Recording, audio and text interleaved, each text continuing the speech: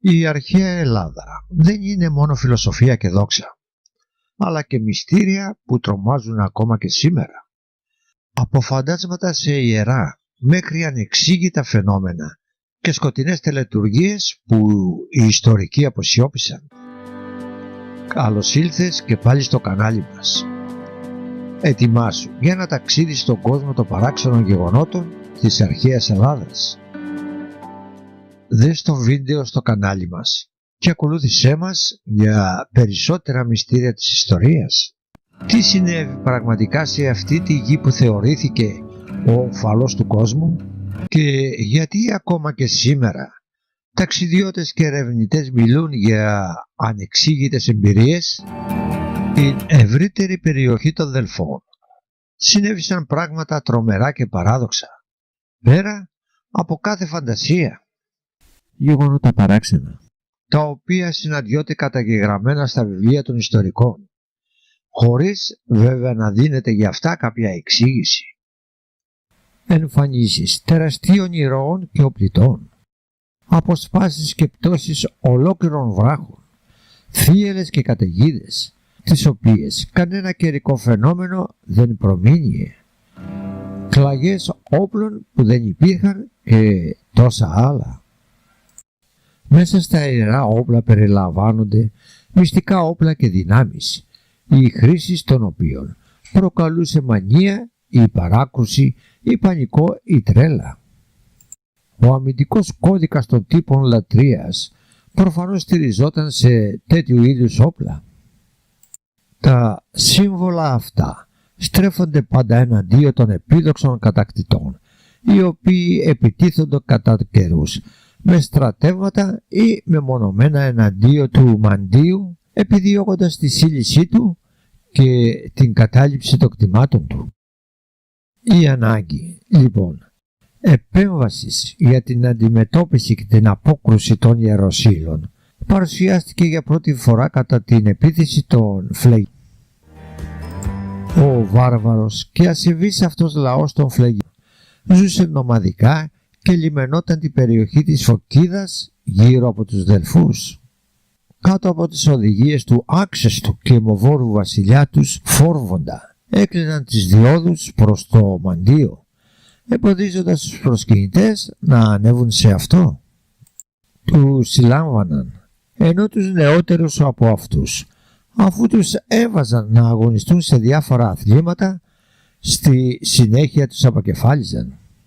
Τα δε κεφάλια τους αποτελούσαν διακόσμηση, καθώς κρεμούσαν σε δέντρα έξω από τη σκηνή του βασιλιά τους. Οι βάρβαροι φλεγείες δεν δίστασαν να επιτεθούν και εναντίον των Φωκαέων, αποβλέποντας να περιέλθει στην κυριαρχία τους το ιερό, αλλά και το ιερό ταμείο των Δελφών. Στο πλευρό των Φωκαέων αμέσως στάχτηκαν οι Αργίτες με αρχηγό τους τον Φιλόνα και οι κάτοικοι του όρους της Κιλίνης με αρχηγό τον Έλατο. Η μάχη που συνήφθη μεταξύ τους, όπως αναφέρει ο Φερικίδης, ήταν σφοδρή. Σε αυτήν σκοτώθηκε ο Φιλάμων και όλοι οι άνδρες του, που αποτελούσαν επίλεκτο τάγμα, ενώ ο Έλατος απεσύρθη και ίδρυσε στην περιοχή της Φωκίδας την πόλη Ατία. Αφού οι νικητές φλεγείες πήραν υπό την κυριαρχία τους την περιοχή, προχώρησαν στο σκοπό τους, σύλληση δηλαδή του ναού του Απόλλων. Άρπαξαν τα πάντα από αυτόν και με την βαρβαρότητα που τους διέκρινε κατά την αποχώρησή τους τον έκαψαν. Τους ανέμεναν όμως απροσδόκητες και τελείως παράδοξες εξελίξεις.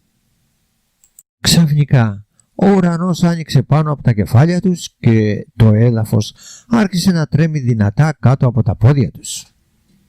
Απανωτοί κεραυνοί σαν φλόγες έκαιγαν τα κορμιά τους και η γη άνοιγε και τους κατάπινε. Δεν πρόλαβαν όχι μόνο να αντιδράσουν, αλλά ούτε να σκεφτούν τι ήταν αυτό που συνέβαινε. Τι ήταν άραγε αυτά τα απρόσμενα και τόσο έντονα γεωλογικά καιρικά φαινόμενα που άνοιξαν τους ουρανούς και τα εδάφη? Ήταν κάποιο όπλο θεϊκό που του συνέντριψε ομαδικά, εκδηλώνοντας κατά αυτόν τον τρόπο τη μνήμη του Θεού. Ήταν όπλα μαζικής καταστροφής, κάποιας προέλευσης και άγνωσης τεχνολογίας, που βρίσκονται στα χέρια των ολίγων μοιημένων του μαντίου. Όσοι από τους φλεγείες δεν εξοντώθηκαν, κατοίκησαν στα σύνορα της Φωκίδας με τη Βιωτία στην περιοχή του Πανοπέα. Ο βασιλιάς του Φόρβας βρήκε το θάνατο χτυπημένος από κεραυνό έξω από τη σκηνή του. Στη θέση Δριός ή Τρισκεφαλέ στα στενά του Κιθερώνα. Παρόμοια με αυτά τα έντονα και απρόσμενα καιρικά φαινόμενα είναι αυτά που συνέβησαν σε χώρο θαλάσσιο αυτή τη φορά. Πρόκειται για την επέμβαση του Ποσειδώνα, όπως αυτή αναφέρεται από τον Ηρόδοτο στο βιβλίο της ιστορίας του Πολύμνια. Η σωτήρια επέμβαση λοιπόν του Ποσειδώνα, αλλά και του Βορέα υπέρ των Ελλήνων, εκδηλώθηκε κατά την εκστρατεία του Ξέρξη εναντίον τους κατά το 480 π.Χ. Ο Θεός, με τις φοβερές και ακατάβλητες δυνάμεις που διέθετε στη θάλασσα, προφανώς λόγω της τρίαινας που κατήχε, προκάλεσε σφοδρή θαλασσοταραχή και επέφερε την καταστροφή του μεγάλου τμήματος του Περσικού στόλου κοντά στο ακροτήριο Σιπίας της Μαγνησίας. Εκεί είχαν αγκυροβολήσει τα περσικά πλοία, αλλά μεν κοντά στη στεριά, άλλα δε ανοιγμένα στο πέλαγος, καθώς η παραλία ήταν στενή. Τη νύχτα όμως, ενώ τίποτα δεν προμείνει, ξαφνικά απότομα φοβερή τρικυμία και άνεμος φοδρός από τα ανατολικά, τον οποίον ονόμαζαν Ελισπόντια, ως ερχόμενος από τον Ελίσποντο. Τα καράβια των Περσών, που ήταν αραγμένα στα ανοιχτά, τσακίζονταν καθώς έπεφταν το ένα επάνω στο άλλο. Τα μόνα που σώθηκαν ήταν αυτά που είχαν αγκυροβολήσει στο λιμάνι και έτσι πρόλαβαν να τα τραβήξουν στη στεριά. Σύμφωνα με τους υπολογισμούς, είχαν καταστραφεί γύρω στα 400 πλοία, αλλά είχαν χαθεί και πολλοί στρατιώτες και πολλά πολύτιμα αντικείμενα. Έτσι, κάποιος άρχοντας της περιοχής, ονόματος Κρατίνος, έγινε κατά πολύ πλουσιότερος, αφού η θάλασσα εξέβρασε κοντά στα κτήματά του πολλούς χρυσούς και ασημένιους κήλικες και άλλους πολύτιμους θησαυρούς. Τα συνταγωγά πλοία είχαν καταστραφεί εντελώς και οι Πέρσες κατασκεύασαν γύρω από τα εναπομείναντα πλοία τους ψηλά φράγματα αποτελούμενα από τα ναυάγια για να προστατευτούν από ενδεχόμενη επίθεση των Θεσσαλών. Ο λυσασμένος άνεμος, τον οποίον οι ίδιοι Πέρσες απέδωσαν στον Ποσειδώνα, φυσούσε για 3 ολόκληρα μερόνυχτα. Κατέπευσε δε μόνο ύστερα από θυσίες που πρόσφεραν οι Πέρσες στη Θέτιδα και στις Νηρεΐδες τις ακόλουθες του Ποσειδώνα, καθώς είχαν πληροφορηθεί πως ολόκληρη εκείνη η περιοχή του Πηλίου άνοικε σε αυτές. Θυσίες όμως πρόσφεραν στο Ποσειδώνα Σωτήρα και οι Έλληνες, καθώς οι παρατηρητές, οι οποίοι παρακολουθούσαν το ανεξήγητο ναυάγιο από τα μυρώματα της Ευβοίας, τους είχαν πληροφορήσει σχετικά. Έτρεξαν αμέσως προς το Αρτεμίσιο για να αντιμετωπίσουν εκεί τα εχθρικά πλοία, γνωρίζοντας πως ελάχιστα είχαν απομείνει από αυτά. Σε τι οφειλόταν άραγε αυτή η ανέλπιστη θαλασσοταραχή που προκάλεσε τη συντριβή του εχθρού και την ανακούφιση των Ελλήνων? Ήταν μήπως η τρίαινα του Ποσειδώνα, το ιερό αυτό όπλο που είχαν χαρίσει οι Κύκλοπες, η αιτία αυτής της αφόρητης, όπως την αποκαλεί ο Ηρόδοτος, τρικυμίας? Η δεύτερη γνωστή περίπτωση εμφάνισης των μυστικών όπλων στους Δελφούς είναι αυτή με την αρπαγή του τρίποδα του Ηρακλή, η γνωστή πάλι, στην οποία περιεπλάκησαν ο θεός Απόλλων με τον ημίθεο Ηρακλή. Η σφοδρή του Φιλονικία αφορούσε τον ιερό τρίποδα του Μαντίου. Ο βασιλιάς της Ιχαλίας, Εύρητος, είχε υποσχεθεί πως θα δώσει για σύζυγο την πανέμορφη θυγατέρα του Ιόλη σε εκείνον που θα νικούσε στην τοξοβολία. Ήταν ικανότατος τοξότης, αφού είχε διδαχθεί τη τέχνη από τον ίδιο τον Θεό Απόλλωνα. Ο Ηρακλής αναμετρήθηκε μαζί τους και νίκησε. Αλλά ο Εύρητος και η γη του μεταξύ των οποίων και ο Ήφιτος, φίλος του Ηρακλή, αθέτησαν το λόγο τους και έδιωξαν τον Ηρακλή από τη χώρα τους. Ο Ηρακλής ταπεινωμένος, όπως αναφέρει ο Απολόδωρος, έφυγε από την Ιχαλία και υποσχέθηκε εκδίκηση για την προσβολή που του είχε γίνει. Μετά από κάποιο διάστημα εκλάπησαν τα άλογα του Ηρακλή και όπως ήταν επόμενο, οι υποψίες έπεσαν στον Ηρακλή. Ο Ήφιτος πήγε να τον συναντήσει, αλλά σε κάποιο ξαφνικό παραξισμό τρέλας ο Ηρακλής τον σκότωσε. Μετανιωμένος για το έγκλημά του και αναζητώντας επίμονα λύτρωση από τη μανία του, έφτασε στο μαντίο των Δελφών για να βρει τη λύση στο μαρτυριό του. Η ιέρια Ξενόκλεια όμως, θεωρώντας τον ακόμα μοιασμένο από τον φόνο του Ήφη, δεν του έδωσε χρησμό, λέγοντας πως ο Θεός ήταν απόν. Ο οργισμένος τότε ο Ηρακλής άρπαξε το μαντικό τρίποδα και απείλησε πως θα τον πήγαινε στο Φενεό και θα ίδρυε δικό του μαντίο. Ο Θεός Απόλλων αμέσως έτρεξε εξωπίσω του και ακολούθησε άγριο κυνηγητό. Ο Θεός καταδίωκε τον ημίθεο για να του πάρει πίσω το τρίποδα και οι δύο άντρες πιάστηκαν στα χέρια. Η σύγκρουση είχε εξελιχθεί σε πραγματική μάχη. Χρειάστηκε τότε η επέμβαση του Δία για να χωρίσει τους δύο αντιπάλους γιους του. Για να προλάβει τα χειρότερα, εξαπέλυσε έναν κεραυνό ανάμεσά τους. Πραγματικά, εμβρόντιτοι και οι δύο σταμάτησαν τη σφοδρή φιλονικία τους, υπακούοντας το θέλημα του αρχηγού. Στην συνέχεια ο Ηρακλής πήρε το πολυπρόθητο χρησμό πως για τη λύτρωσή του από τη μανία θα έπρεπε να υπηρετήσει για 3 χρόνια κοντά στη βασίλισσα των Λιδών, Οφάλη. Τι άραγε το τόσο σημαντικό είχε αυτός ο ιερός τρίποδας, για τον οποίο χρειάστηκε η επέμβαση του ίδιου του πατέρα των ανδρών, τε Θεών, πρόκειτο μήπως για κάποιο μυστικό κρυμμένο στα άδυτα του ναού? Ο τρίποδας ήταν έργο του ύφεστου και σαν έργο ύφεστοτευτικό διέθετε και αυτός απόκρυφες ιδιότητες. Το υλικό του αναφέρεται διαφορετικό από εποχή σε εποχή. Κατ' άλλους ήταν χρυσός, κατ' άλλους χάλκινος, κατ' άλλους πάλι ήταν καλυμμένος από το δέρμα του πίθωνα, του φιδιού που είχε κατατροπώσει ο Απόλλων. Στην εικασία αυτή φτάνουν οι μελετητές, εξετάζοντας διάφορα δελφικά νομίσματα, όπως απεικονίζεται το φίδι να στέκεται όρθιο μπροστά από τον τρίποδα. Ήταν το κάθισμα επάνω στο οποίο καθόταν η πυθία και εκστασιαζόταν. Αναφέρεται όμως πως αρχικά αποτελούσε το μεταφορικό μέσον του Θεού Απόλλωνα, με τον οποίο ταξίδευε στους υπερβόρειους. Σύμφωνα μάλιστα με κάποιες μαρτυρίες, είχε σχήμα όλμου και 3 στηρίγματα. Ο Ηρόδοτος αναφέρει πως το πρώτο ταξίδι του Ιάσονα μετά την αφήγηση της Αργούς και την επιλογή του πληρωμάτος του δεν ήταν προς την Κολχική γη, αλλά προς τους Δελφούς, παραπλέοντας την Πελοπόννησο. Ξεκινώντας λοιπόν από τις Παγασιές, τοποθέτησε την Αργό σε ένα χάλκινο τρίποντα.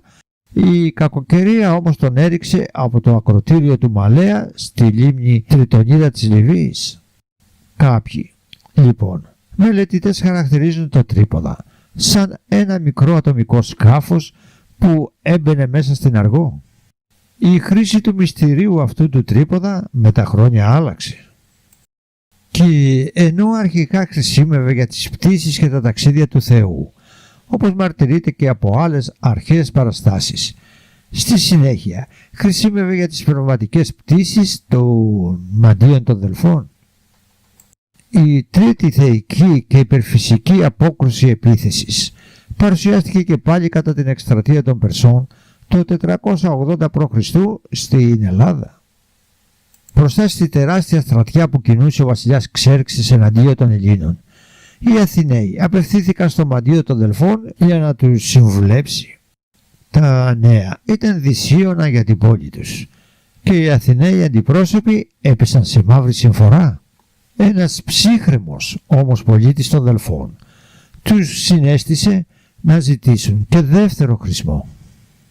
Και τότε η Πυθία αποφάνθηκε με το χαρακτηριστικό τρόπο της πως ο Δίας θα επέβει, δίνοντας ένα ξύλινο τείχος στην τριτογένεια Αθηνά, το οποίο θα έσωζε τη Σαλαμίνα και τα παιδιά της. Αυτό θα συνέβαινε όταν καταλαμβάνονταν όλα εκείνα τα μέρη που βρίσκονται μεταξύ του λόφου του Κέρκοπα και τη σπηλιά του Κιθερώνα. Και στη συνέχεια η Πυθία, απευθυνόμενη στη θεϊκή Σαλαμίνα, την προέτρεψε να μην μείνει ήσυχη περιμένοντας το γιγαντιαίο στράτευμα, αλλά να φύγει, λέγοντάς της πως θα ερχόταν η σειρά της να καταστρέψει ανθρώπους, όταν ο καρπός της Δήμητρας είτε σπερνόταν είτε θεριζόταν. Η ερμηνεία αυτού του χρησμού, όπως ήταν επόμενο, προκάλεσε πολλές συζητήσεις στην πόλη των Αθηνών. Μερικοί έλεγαν πως η Πυθία με το ξύλινο τείχος αναφερόταν στην Ακρόπολη, που περιβαλλόταν από ξύλινο φράχτη. Μερικοί όμως αναφέρονται στα ξύλινα πλοία. Η πραγματική δυσκολία όμως ήταν στην ερμηνεία σχετικά με τον όρο θεϊκή Σαλαμίνα. Κάποιοι το ερμήνευσαν πως η ήττα θα ερχόταν εάν η ναυμαχία διεξαγόταν στο νησί της Σαλαμίνας, ενώ αντίθετη ήταν η άποψη του Θεμιστοκλή, ο οποίος τελικά έπεισε τους συμπατριώτες του Αθηναίους να υποδεχτούν τους Πέρσες στη Σαλαμίνα και να ναυμαχήσουν εκεί. Οι Πέρσες, αφού είχαν καταλάβει και είχαν καταστρέψει τις πόλεις της Νότιας Ελλάδος, χωρίστηκαν σε δύο στρατεύματα. Το ένα από αυτά, αποτελούμενο από 4.000 άνδρες, κατευθύνθηκε προς τους Δελφούς, σχεδιάζοντας την κατάληψή τους και τη σύλληψη του ιερού. Καθώς οι Πέρσες, λοιπόν, συνέχιζαν την προέλευσή τους προς τη Νότια Ελλάδα, τρομοκρατημένοι οι κάτοικοι της Φωκίδας και των Δελφών απευθύνθηκαν στο Φίβο για να τους δώσει κάποιο χρησμό σχετικά με το τι έπρεπε να κάνουν. Σχεδίαζαν να ανοίξουν τάφρους και να κρύψουν εκεί τα πολύτιμα αναθήματα και την περιουσία του μαντίου. Και εκείνος τους αποκρίθηκε πως ήταν ικανός να διαφυλάξει όσα του ανήκαν.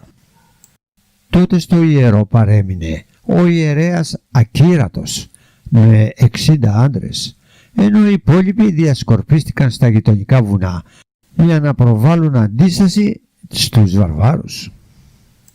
Και όταν οι βάρβαροι έφτασαν πρώτο πυλόν του ναού της προανέας Αθηνάς, συνέβησαν γεγονότα συνταρακτικά. Ξαφνικά, όπως αναφέρει ο Ηρόδοτος στην ουράνια του, τα ιερά όπλα που ήταν κρυμμένα μέσα στο άδυτο του ναού, μακριά από ανθρώπινο μάτι, εμφανίστηκαν μπροστά από το ναό, και οι Πέρσες, χαρούμενοι, νόμιζαν πως είχαν τόσο εύκολα καταφέρει το σκοπό τους. Και τότε διάφορα καιρικά φαινόμενα άρχισαν να κάνουν έντονη την παρουσία τους. Ολόκληροι βράχοι αποκολλούνταν από το βουνό του Παρνασσού και έπεφταν με ορμή σκοτώνοντας τους βαρούς. Ο ουρανός σχίστηκε στα δύο. Αστραπές και κεραυνοί άρχισαν να γαζώνουν, να ακούγονται από τα άδυτα του ναού της Αθηνάς, που πανικόβαλαν τους και τους έκαναν να το βάλουν στα πόδια. Στην άναρχη οπισθοχώρησή τους σκοτώνονταν από τους Φωκαείς που είχαν επιστρέψει εντωμεταξύ από τα γύρω βουνά για να συμβάλλουν στην άμυνα των Δελφών, καθώς έστρεφαν προς τα πίσω το κεφάλι του για να εξιχνιάσουν το μυστήριο των αλλαλαγμών και των θορύβων που ακουγόταν. Άλλο παράδοξο θέαμα τους ανέμενε. Φαντάσματα τεραστίων ενόπλων ηρώων της περιοχής παρουσιάζονταν και καταδιώκοντάς τους ανάγκαζαν να επιταχύνουν ακόμα περισσότερο τα βήματά τους. Επρόκειτο για δύο γενναίους τόπιους άντρες, το Φύλακτο και τον Αυτόνοο. Όσοι από τους Πέρσες κατάφεραν να σωθούν από αυτή την πανολεθρία ενώθηκαν με το υπόλοιπο στράτευμα. Και τότε διηγούταν στους υπόλοιπους τις ανατριχιαστικές εμπειρίες τους. Τι ήταν άραγε αυτά τα τρισδιάστατα φαντάσματα που έσπηραν το πανικό στους Πέρσες? Επρόκειτο για ανθρωπόμορφες μηχανές ρομπότ, για πάνωπλους και γενναίους μεταλλικούς πολεμιστές που δεν είχαν τίποτα να ζηλέψουν από τους υπόλοιπους.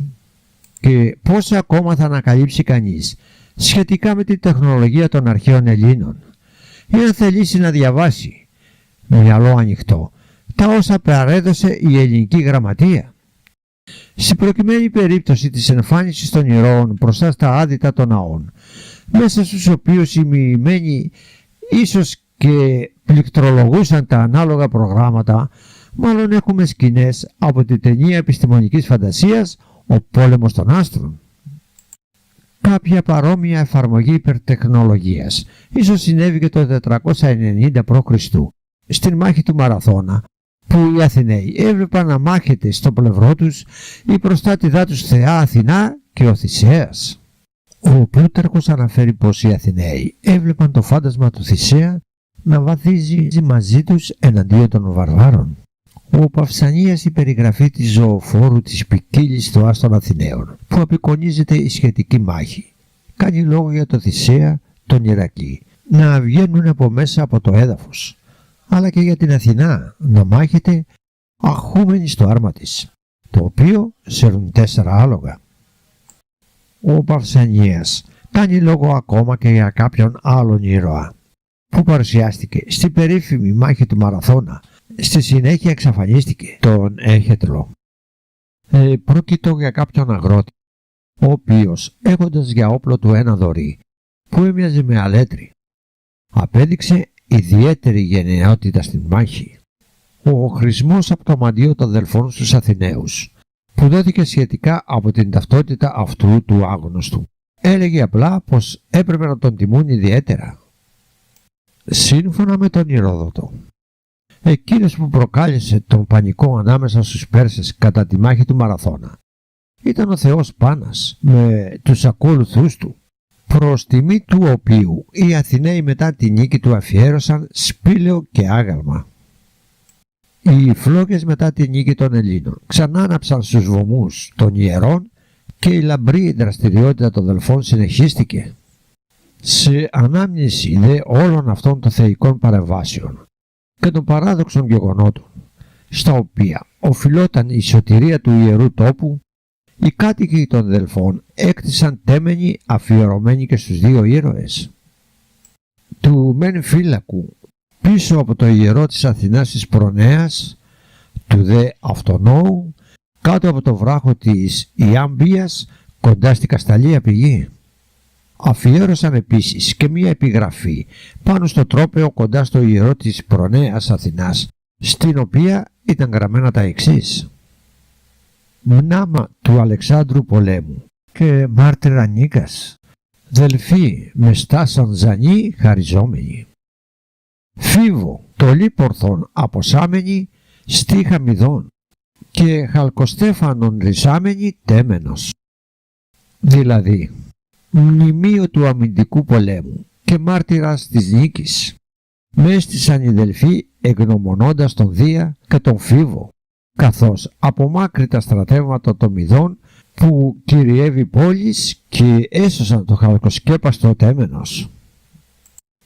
Αφιέρωμα της εποχής αυτής αποτελεί και ο περίφημος χρυσός τρίποδας, στημένος σε χάλκινη βάση ύψους 6 μέτρων, η οποία αποτελούταν από 3 περιπλεγμένα φίδια που πάνω στις πύρες τους είχαν χαραγμένα τα ονόματα των 31 πόλεων που είχαν πολεμήσει εναντίον των Περσών στις πλατεές, ο οποίος αργότερα μεταφέρθη στο υποδρόμιο της Κωνσταντινούπολης. Ο χριστιανός φιλόσοφος Ιουστίνος αναφέρει πως η συντριβή του περσικού στρατεύματος οφείλεται σε καταιγίδες και κεραυνούς που έκαναν τον Ξέρξη να καταλάβει πως οι δυνάμεις των ανθρώπων υπολείπονται κατά πολύ από τις δυνάμεις των θεών. Και ενώ οι Πέρσες είχαν ξεκινήσει να πολεμήσουν τους Έλληνες, τελικά βρέθηκαν να πολεμούν με τους θεούς. Άλλο αξιοπερίεργο περιστατικό που συνέβη το 480 π.Χ. Κατά την ναυμαχία της Σαλαμίνας διηγείται ο Ηρόδοτος. Η περίφημη αυτή ναυμαχία συνέπεσε με τον εορτασμό της 6ης ημέρας των Μεγάλων Ελευσινίων Μυστηρίων, οπότε γινόταν η πανηγυρική μπομπή. Τη χρονιά εκείνη βέβαια η γιορτή δεν πραγματοποιήθηκε. Κάποιος Αθηναίος ονόματι Δικαίος του Θεοκίδη, που είχε λιποτακτήσει από το στρατόπεδο των Αθηναίων και ήταν φίλος με τους Πέρσες, βρίσκονταν στο θριάσιο πεδίο κοντά στην Ελευσίνα μαζί με το Δημό.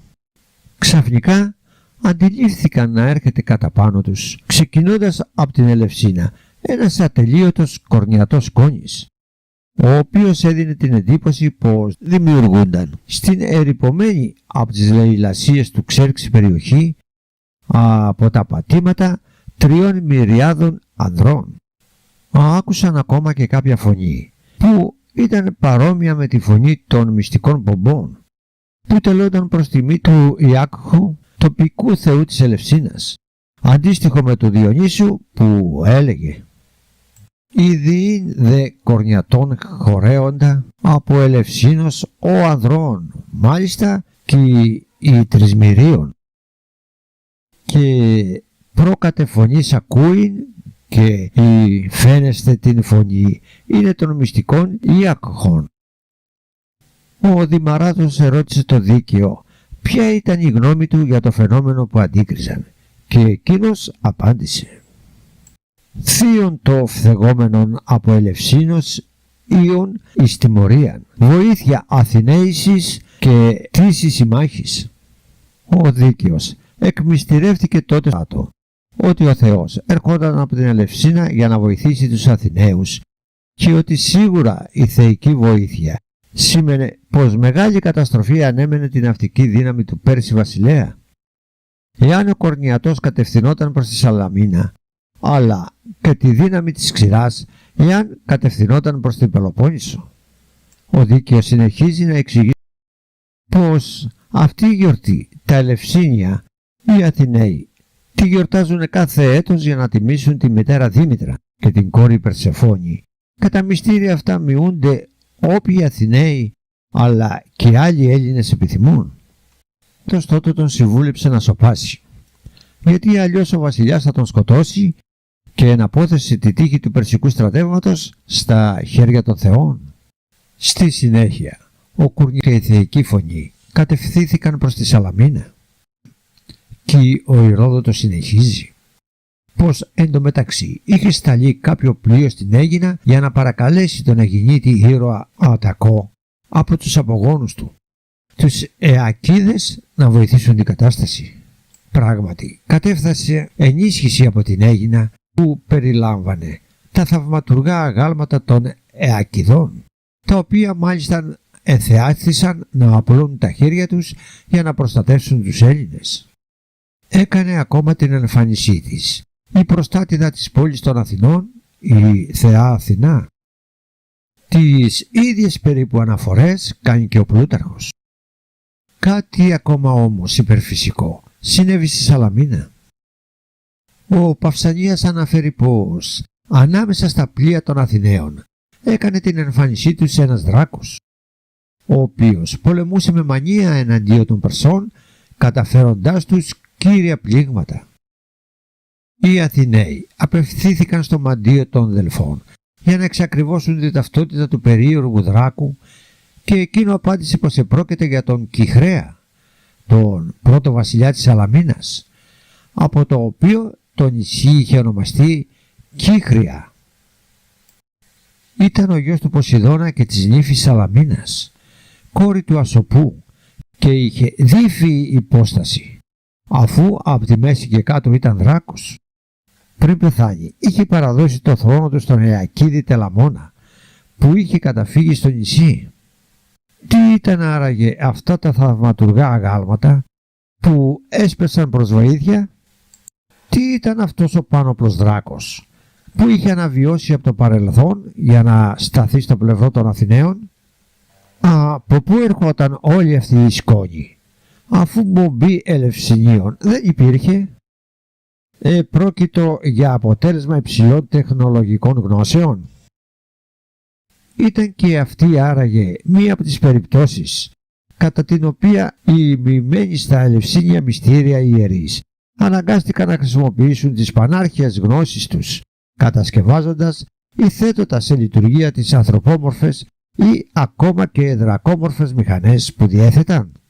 Ήταν και αυτή άραγε μία από τις περιπτώσεις κατά την οποία αναγκάστηκαν να καταφύγουν σε χρήση όπλων μυστικών και ιερών για να προστατεύσουν τα ιερά και τα όσια. Άλλη θεϊκή απόκρουση συνέβη κατά την εκστρατεία των Κελτών κατά το 279 π.Χ. Οι Κέλτες ή Κέλτοι αποτελούσαν ομάδα λαών οι οποίοι κατά την αρχαιότητα είχαν εξαπλωθεί σε ολόκληρη την κεντρική Ευρώπη και στη Βρετανία. Από τους αρχαίους Έλληνες ταυτίζονταν με όλους τους βόρειους άγνωστους λαούς, ενώ οι Έλληνες και οι Λατίνοι συγγραφείς τους ονομάζουν Κελτούς, Γαλάτες και Γάλλους. Σημαίνουν το σύνολο των κελτικών ή γαλατικών φυλών. Ενώ ο Ιούλιος Καίσαρας που έζησε από κοντά τα έθνη αυτά τα διακρίνει από τους Γερμανούς. Κατά άλλους πάλι, οι Κέλτες ήταν διαφορετικοί από τους Κελτούς. Κυριότερο χαρακτηριστικό των υψηλών και εύρωστων Κελτών ή Γαλατών αποτελούσε το πάθος τους για τον πόλεμο. Ικανοί για κάθε είδους βιαιότητα, περιφρονούσαν το θάνατο στο πεδίο της μάχης και με υπερηφάνεια έδειχναν την αντρία τους, ξεσκίζοντας πολλές φορές με τα ίδια τους τα χέρια τις πληγές τους για να προκαλέσουν την εντύπωση των αντιπάλων. Το 279 π.Χ. λοιπόν, όπως αναφέρουν οι Παυσανίας και Διόδωρος Σκελιώτης, οι σκληροτράχυλοι Κέλτες επιχείρησαν εκστρατεία εναντίον της Ελλάδος με αρχηγό τους το Βρένο. Το όνομα Βρένος, σύμφωνα με νεότερες έρευνες, χρησιμοποιούσαν σαν προσωνύμια όλων των Γαλατών αρχηγών που ανελάμβαναν εκστρατείες. Αφού πέρασαν με το ληστρικό στρατό τους στη Μακεδονία, όπου επιδόθηκαν σε άγριες λαιλασίες και σφαγές, έφτασαν στη Νότια Ελλάδα. Μπροστά στον επικείμενο κίνδυνο, πολλές ελληνικές πόλεις συνασπίστηκαν τότε για να αντιμετωπίσουν από κοινού τον εχθρό. Αφού οι Γαλάτες κατόρθωσαν να διαβούν το Σπερχιό ποταμό, ήρθαν αντιμέτωποι με τα ελληνικά στρατεύματα στις Θερμοπύλες, όπου και νικήθηκαν. Στη συνέχεια, σφοδρές μάχες και άγριες βιαιότητες διεξάχθηκαν στην περιοχή, με αποτέλεσμα την αποχώρηση των ελληνικών δυνάμεων. Οι Δελφοί είχαν μείνει πλέον σχεδόν ανυπεράσπιστοι μπροστά στην αδιφάγα προέλαση των σκληρών Γαλατών. Οι κάτοικοι των Δελφών απευθύνθηκαν και πάλι στο Φίβο για να τους δώσει οδηγίες, εάν έπρεπε να απομακρύνουν τις γυναίκες και τα παιδιά τους και τα χρήματα από το μαντίο σε πόλεις άλλες περισσότερο οχυρές. Και η απάντηση του Απόλλωνα ήταν και πάλι να αφήσουν τα αναθήματα στο μαντίο, όπου θα τα προστάτευε ο ίδιος και οι δύο λευκές κόρες, η Αθηνά και η Άρτεμις. Όσοι Έλληνες, γύρω στους 4.000 Φωκαείς και Λοκροί, είχαν παραμείνει για να υπερασπιστούν το μαντίο, αντιτάχθηκαν με όλη τους τη δύναμη ενάντια του πολυπληθέστερου εχθρού. Και τότε εμφανίστηκαν και πάλι τα παράδοξα και ανεξήγητα μυστικά όπλα. Ανεπάλληλοι ισχυρότατοι σεισμοί καθ' όλη τη διάρκεια της ημέρας και της νύχτας έκαναν να ανοίγει η γη και να ανοίγει κάτω από τα πόδια των Γαλατών. Οι κρουνοί του ουρανού είχαν αρχίσει και ασταμάτητες καταιγίδες και αστροπελέκια έσκιζαν το παραπέτασμά του, ενώ βροντές πανικόβαλαν τους Γαλάτες και δεν τους επέτρεπαν να ακούν τις εντολές των αρχηγών. Ένα κομφούζιο και ένας απερίγραπτος πανικός επικρατούσε, έως του ήρθε και να προσθεθεί και κάτι άλλο πρωτόγονο. Το φάντασμα ενός πανέμορφου νέου βγήκε από το ναό και πίσω του ακολουθούσαν δύο αμαρτωμένες κόρες λευκές και ωραίες, ενώ συγχρόνως μέσα από το ναό ακούγονταν συρρήγματα τόξων και κλαγές όπλων. Οι κόρες αυτές αργότερα φημολογήθηκε πως ήταν οι μοίρες, αφού 2 αγάλματά τους ήταν στημένα στο ιερό του Απόλλωνα, ενώ το άγαλμα της τρίτης μοίρας αναπλήρωναν τα αγάλματα του Δία Μοιραγέτη και του Απόλλωνα Μοιραγέτη. Σε όλο το σκηνικό, με το που άρχισε η μάχη, ήρθαν να προσθεθούν και πάλι 4 ήρωες οπλίτες. Ο υπέροχος Λαοδόκος, που είχε φτάσει από τη χώρα των Υπερβορείων, τη φιλική χώρα του θεού Απόλλωνα, ο Πύρος ο Νεοπτόλεμος, γιος του Αχιλλέα, και ο φύλακτος με το τεράστιο μεταλλικό ανάστημά του καταδίωκαν τους Γαλάτες ανάμεσα στους υπόλοιπους Έλληνες που αντιστέκονταν γενναία.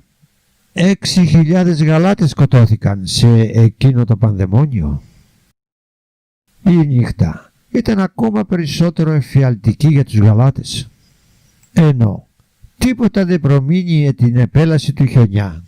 Ξαφνικά ένα πυκνό χιόνι άρχισε να καλύπτει την περιοχή και να σκεπάζει τα πάντα. Τεράστιοι και πάλι βράχοι άρχισαν να αποκολλούνται από τον Παρνασσό και να σκοτώνουν ομαδικά τους Γαλάτες. Και τότε οι Φωκαείς, που γνώριζαν καλά τα μονοπάτια, παρόλο που αυτά είχαν σκεπαστεί από χιόνι, περικύκλωσαν τους ιερόσυλους. Ο αρχηγός τους Βρένος τραυματίστηκε και βγήκε λιπόθυμος από τη μάχη, ενώ οι Γαλάτες, καθώς οπισθοχωρούσαν, σκότωναν τους ανήμπορους συμπολεμιστές τους, που δεν μπορούσαν να τους ακολουθήσουν. Μετά την οπισθοχώρησή τους, αναγκάστηκαν να στρατοπεδεύσουν, γιατί εν τω μεταξύ είχε πέσει και πάλι η νύχτα. Ήταν μια μοιραία νύχτα, μια νύχτα πραγματικής συσκοτισμού και αλληλοεξόντωσης. Οι Γαλάτες είχαν καταληφθεί από μανία παράκρουσης. Σε κάθε ήχο αναγνώριζαν έφοδο των Ελλήνων, σε κάθε φωνή αναγνώριζαν εχθρική ομιλία.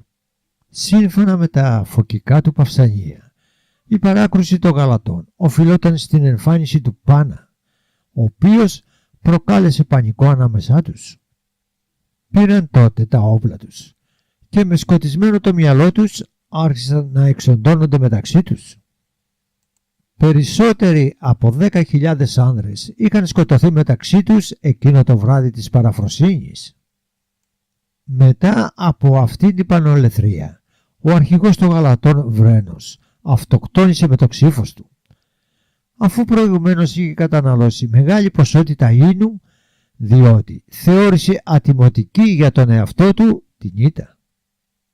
Οι διασωθέτες Γαλάτες, με αρχηγό τους πλέον τον Ακιχώριο, αποχώρησαν από την περιοχή, αφού δέχτηκαν αλλεπάλληλα χτυπήματα από τους Αθηναίους και τους Ετωλείς.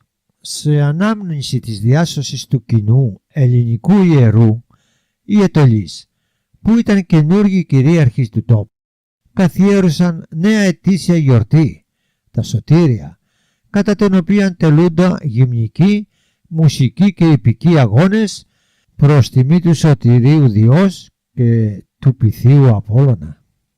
Σε ανασκαφές που διενεργήθηκαν από τους Γάλλους στην περιοχή των Δελφών, βρέθηκε επιγραφή με ευχαριστήριους ύμνους προς τον Απόλλωνα για τη θαυματουργή διάσωση του ιερού από την Γαλατική επιδρομή. Οι στίχοι των ύμνων αυτών, που είναι χαραγμένοι στους στίχους του θησαυρού των Αθηναίων, έχουν ιδιαίτερη αρχαιολογική αξία, καθώς στα διάστιχά τους είναι αναγεγραμμένες και οι νότες.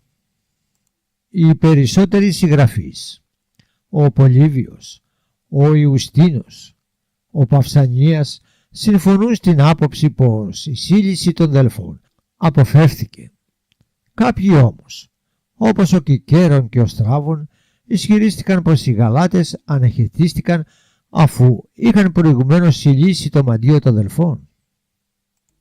Προφανώς παρασύρθηκαν από τον Πολύβιο, ο οποίος αναφέρει τους στρατιώτες του Βέρνου να είχαν διαφύγει το κίνδυνο, καθώς και από το γεγονός πως είχαν βρεθεί να κατέχουν πολλά αναθήματα και αφιερώματα. Αυτά όμως σίγουρα προέρχονταν από τη σύλληση άλλων ιερών, από τα τόσα που είχαν βρεθεί στο δρόμο των Γαλατών. Εξάλλου, θα ήταν παράλογο να θεσπιστεί γιορτή σε περίπτωση ήττας. Παρόμοιο με τη θεϊκή, υπερφυσική αυτή παρέμβαση τους Δελφούς, υπήρξε και ένα άλλο περιστατικό, το οποίο συνέβη στο όρος Δούνακα, στη σημερινή Ρήλα, επί της εποχής του βασιλιά της Μακεδονίας Φιλίππου του Έψιλον. Οι Βαστάρνες αποτελούσαν λαό της Γερμανίας και είχαν πει από τον Μακεδόνα βασιλιά να βοηθήσουν στην απόθεση των Ρωμαίων.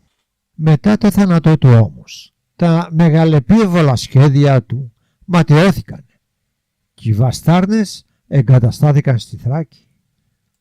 Εκεί ήρθαν σε σύγκρουση με τους αυτόχθονες κατοικούς της, οι οποίοι αναγκάστηκαν να αποσυρθούν στο όρος Δούνακα για να αμυνθούν.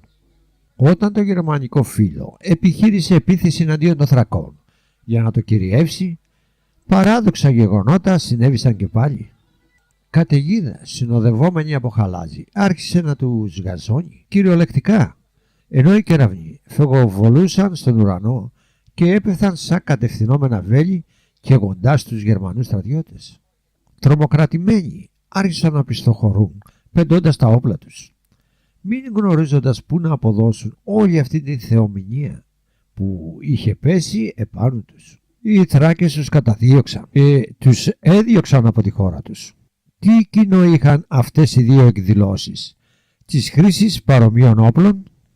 Και στη μία και στην άλλη περίπτωση οι αμυνόμενοι προστάτευαν τα όσια και τα ιερά τους και ήσαν μοιημένοι σε μυστήρια. Οι Θράκες, ειδικότερα το θρακικό φύλλο, ο Δρύσες με γενάρχη τους τον Εύμοπλο, υπήρξαν αναμορφωτές των Ελευσινίων μυστηρίων. Δεν είναι τυχαίο που πολλοί ξένοι μελετητές χαρακτηρίζουν τον Εύμοπλο σαν έναν δαίμονα της θύελλας που κατακαίγεται από τη φωτιά του ουρανού.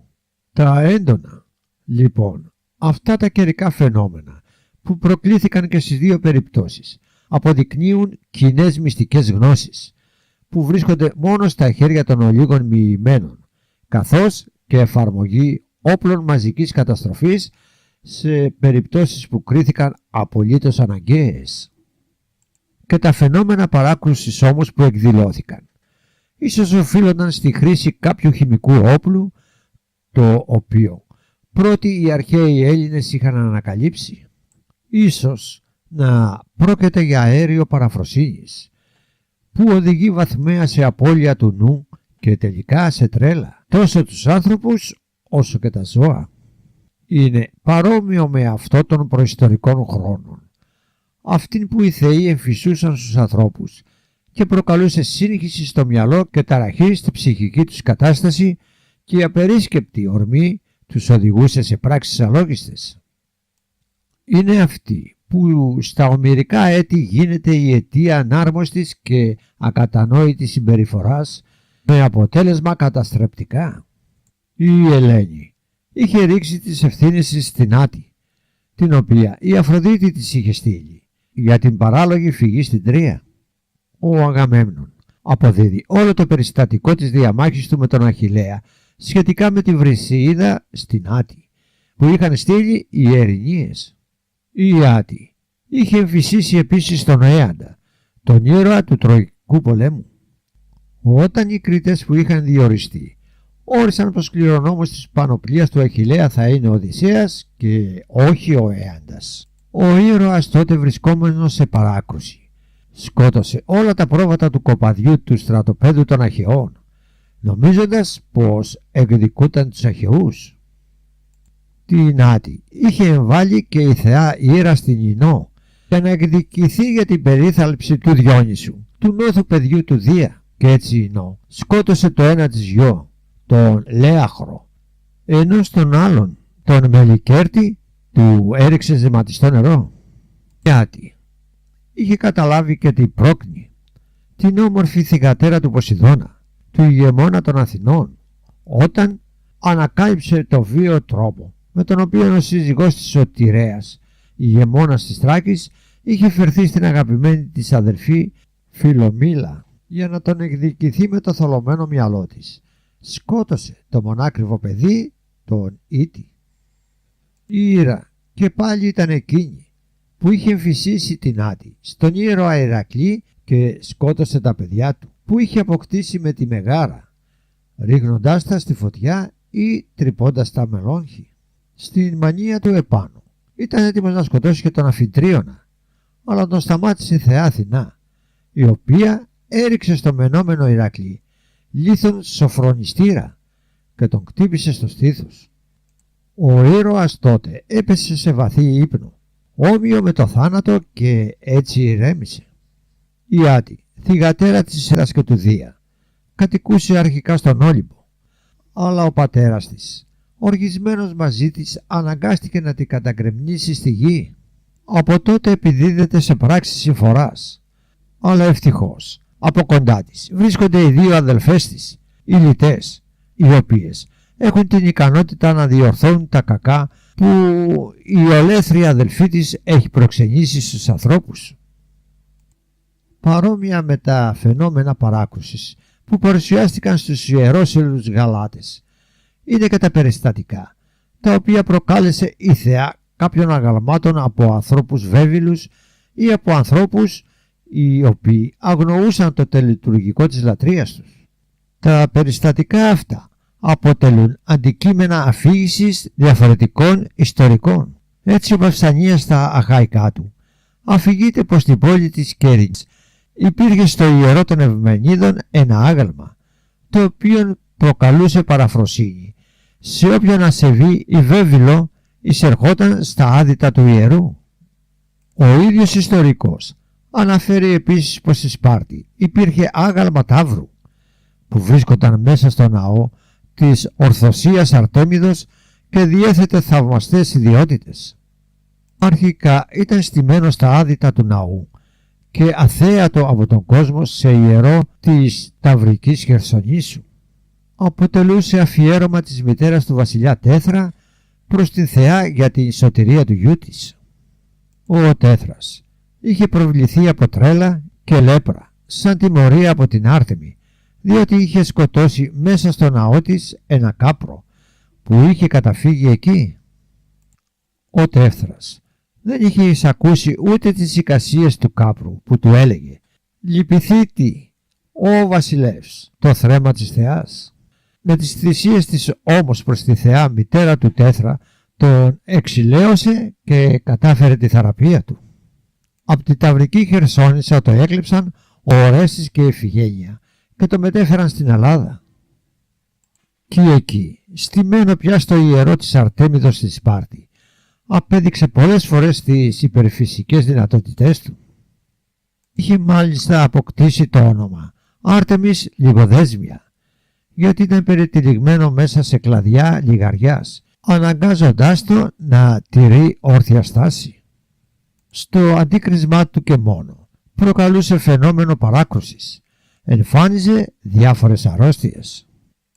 Φαίνεται ακόμα πως, συνηθισμένο από τις βαρβαρικές ανθρώπινες αιματοχυσίες που γίνονταν προς τιμή του, όταν ακόμα βρίσκονταν στη Ταυρική Χερσόνησο, εξακολούθησε να αρέσκεται σε αυτές.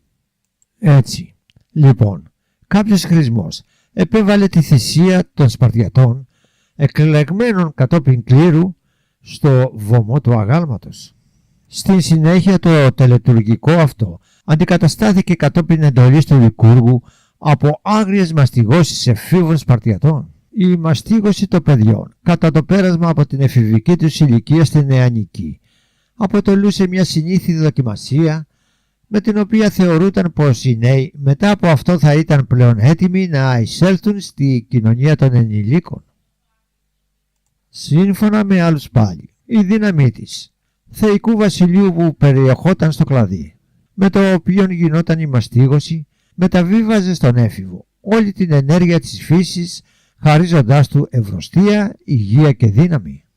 Παρούσα σε αυτές τις τελετουργίες ήταν η ιέρια του βωμού, κρατώντας το ξύλινο ξώανο στα χέρια της, το οποίο λόγω των διαστάσεων και του υλικού ήταν ελαφρύ. Όταν όμως το μαστίγωμα που κατάφεραν εναντίον των εφήβων ήταν ελαφρύ και ανώδυνα, καθώς οι μυσταγωγίες λυπούνταν εισέβονταν την ευγενική καταγωγή των παιδιών. Τότε το ξώανο αποκτούσε υπερβολικό βάρος που η ιέρια δεν μπορούσε να αντέξει. Και τότε έδινε εντολή στους μαστιγωτές να μαστιγώνουν ανελαίητα, γιατί αυτή ήταν η επιθυμία της θεάς. Αυτό το μη σταθερό βάρος αντικειμένων αποτελούσε είδος πανάρχιας μαντείας, σύμφωνα με την οποία ακόμα και μία μικρή πέτρα θα μπορούσε να γίνει ασήκωτη, εάν η θεϊκή βούληση ήταν αντίθετη από εκείνα που ρωτούσε ο μάντης. Εάν όμως εξακολουθούσε να έχει βάρος, όσο τα πέταλα των λουλουδιών, αυτό σήμαινε πως ο Θεός ήταν σύμφωνος με τα προτινόμενα.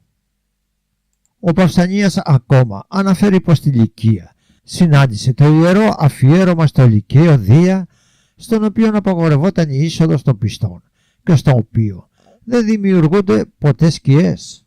Η τιμωρία που τον παραβάτη της απαγόρευσης εισόδου στα άδυτα του ναού ήταν στην περίπτωση αυτή όχι παράκρουση, αλλά ο εντός ενός έτους θάνατός του. Η δημιουργία σκιών εξηγούνται από το γεγονός πως πάνω από το ιερό μονίμως υπήρχε κάποιο σύννεφο, το οποίο εμπόδιζε το φως του ήλιου να δημιουργήσει σκιές.